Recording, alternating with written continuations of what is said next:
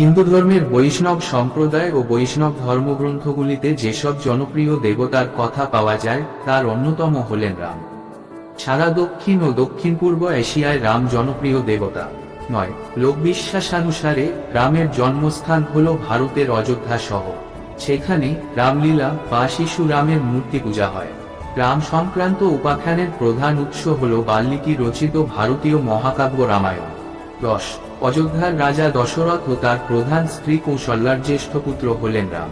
হিন্দুরা রামকে বলেন সর্বময় মর্যাদা পুরুষোত্তম, অর্থাৎ সর্বশ্রেষ্ঠ সুপুরুষ বা আত্মনিয়ন্ত্রণের অধিপতি বা গুণাধীশ।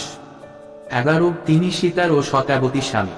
সীতাকে হিন্দুরা লক্ষ্মীর অবতার বলে মনে করেন। হিন্দুদের দৃষ্টিতে তিনি নারীর আদর্শ।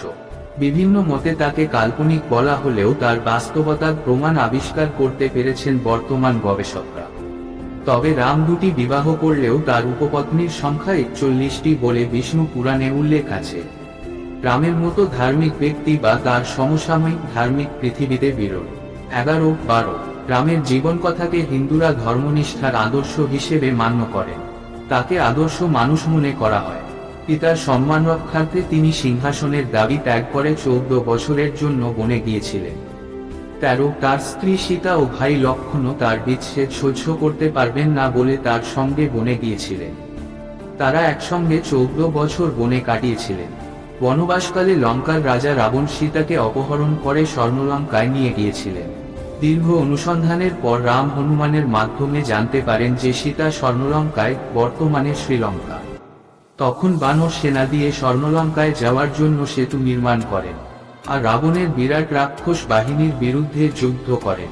এই যুদ্ধে রাবণ পরাজিত হন। রাম সীতাকে উদ্ধার করে অযোধ্যায় ফিরে আসেন।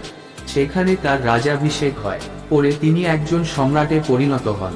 13 তার রাজ্যে প্রজারা সুখে শান্তিতে বাস করত এবং রাজ্যের সমৃদ্ধি ও ন্যায়বিচার অব্যাহত ছিল। এই জন্য রামের শাসনের অনুসরণে সুশাসিত রাজ্যকে রামরাজ্য বলার প্রবণতা চালু হয়। রামায়ণের অন্যতম বৈশিষ্ট্য হল রামের সীতা অনুসন্ধান ও যুদ্ধজয়ের ক্ষেত্রে রামের প্রতি সীতার চরম প্রেম ও সতীত্বের প্রতি গুরুত্ব আরোপ। রাবণের বন্দিনী হওয়া সত্ত্বেও সীতার পবিত্রতা রক্ষিত হয়েছিল।